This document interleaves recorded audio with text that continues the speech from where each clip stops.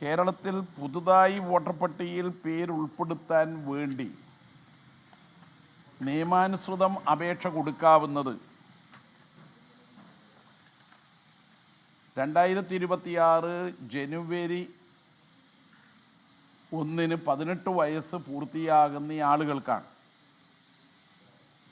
1/1/2025-ന് 18 വയസ്സ് പൂർത്തിയാകുന്നവരുടെ പേര് നേരത്തെ തന്നെ പട്ടികയിൽ ഉൾപ്പെടുത്തപ്പെട്ടതാണ്. അത്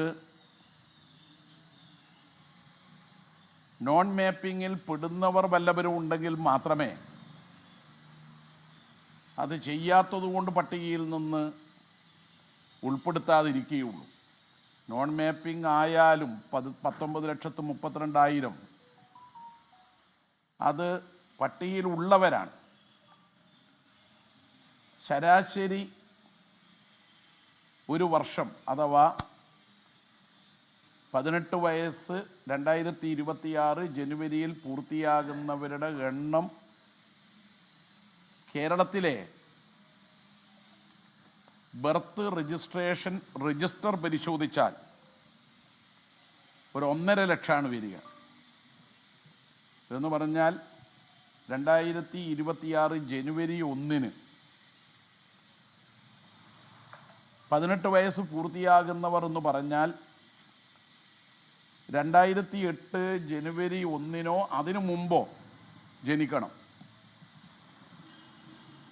അതിനു മുമ്പുള്ളവരിൽ 2006-ൽ ജനിച്ചവർ സ്വാഭാവികമായും 2006-ൽ തെരഞ്ഞെടുപ്പ് നടന്നതുകൊണ്ട് തന്നെ മഹാഭൂരിപക്ഷവും വോട്ടർ പട്ടികയിൽ പേര് വന്നിട്ടുണ്ടാവും.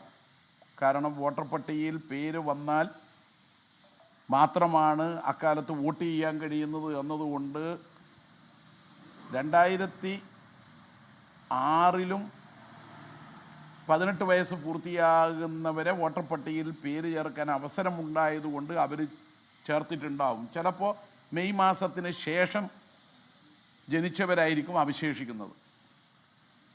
അപ്പോൾ 2007, 2008 വർഷങ്ങളിൽ ജനിച്ചവരുടെ കണക്കെടുത്ത് നോക്കിയാൽ ശരാശരി ഒരു വർഷം 1.5 ലക്ഷമാണ്.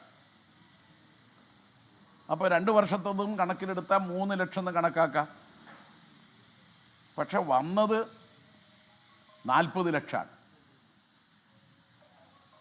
അതെങ്ങനെ വന്നു? ഷിഫ്റ്റ് ചെയ്യുന്നതായാലും കേരളത്തിൽ നിന്ന് ഒരു മണ്ഡലത്തിൽ നിന്ന് മറ്റൊരു മണ്ഡലത്തിൽ അങ്ങനെ ഷിഫ്റ്റ് ചെയ്യുമ്പോൾ ഷിഫ്റ്റ് ചെയ്യുന്നതിന് മുമ്പ് ഏത് മണ്ഡലത്തിലാണോ വോട്ട് അത് ഒഴിവാവുകയും ചെയ്യും. അപ്പോൾ അത് എണ്ണം കൂടുന്നതിന് ഇടയാക്കുന്നതല്ല. എന്നാൽ 2 മണ്ഡലത്തിലും വോട്ട് ലഭ്യമാക്കാൻ വേണ്ടി തൃശ്ശൂരിൽ മുമ്പ് സുരേഷ് ഗോപി മത്സരിക്കുമ്പോൾ BJP-ക്കാർ ചെയ്തതുപോലെ ലോക്സഭാ തെരഞ്ഞെടുപ്പിൽ BJP-ക്കാർ തൃശ്ശൂരിൽ വോട്ട് ചെയ്തു. കോർപ്പറേഷൻ തെരഞ്ഞെടുപ്പിൽ BJP-ക്കാർ തിരുവനന്തപുരത്ത് വോട്ട് ചെയ്തു. അങ്ങനെ ഇരട്ട വോട്ടുകൾ വ്യാജമായി വോട്ടർ പട്ടികയിൽ ചേർക്കുന്നുണ്ടോ? ഈ കണക്കുകൾ പൊരുത്തമില്ല. കേരളത്തിൽ ജനിച്ചവരുടെ എണ്ണവും അതിൽ വോട്ടവകാശം ഉള്ള പ്രായപരിധിയിൽ പെടുന്നവരുടെ എണ്ണവും വോട്ടർ പട്ടികയിൽ പുതുതായി പേര് ചേർക്കാൻ വേണ്ടി കൊടുത്തവരുടെ എണ്ണവും തമ്മിൽ പൊരുത്തമില്ല. 2008-ലും 2007-ലും ജനിക്കുകയും 2026-ൽ 18 വയസ്സ് പൂർത്തിയാവുകയും ചെയ്തവർ അതിൻ്റെ കൂടെ ASTയിൽ കണ്ടെത്താൻ കഴിയാത്തവരുടെ എണ്ണം കൂടി ചേർത്താലും ഈ 40 ലക്ഷത്തിലേക്ക് എത്തുന്നില്ല. ഇത് സുതാര്യമായിട്ടല്ല ഇപ്പോൾ ഇലക്ഷൻ കമ്മീഷൻ വോട്ടർ പട്ടികയിൽ പേര് ഉൾപ്പെടുത്തുന്നതിനു വേണ്ടിയുള്ള പ്രവർത്തനം നടത്തുന്നത്. ഇലക്ഷൻ കമ്മീഷൻ BLOമാർക്ക് നൽകിയിട്ടുള്ള നിർദ്ദേശങ്ങളുണ്ട്. ബൂത്ത് ലെവൽ ഓഫീസർമാർ അത് ബൂത്ത് ലെവൽ ഓഫീസർമാർക്ക് വെരിഫിക്കേഷന് വേണ്ടി അയക്കുന്ന എല്ലാ പേരുകളും ഫോറൻ നമ്പർ 6, 6A, 8 എന്നീ ഫോറങ്ങളിൽ വോട്ടർ പട്ടികയിൽ പേരുൾപ്പെടുത്താൻ വേണ്ടി കൊടുക്കുന്ന എല്ലാ ഫോമുകളും ബൂത്ത് ലെവൽ ഏജന്റന്മാർക്ക് പേരുകൾ നൽകണം. അത് പാലിക്കുന്നില്ല. ഇലക്ഷൻ കമ്മീഷന്റെ നിർദ്ദേശം തന്നെ പല ബൂത്ത് ലെവൽ ഓഫീസർമാരും പാലിക്കുന്നില്ല.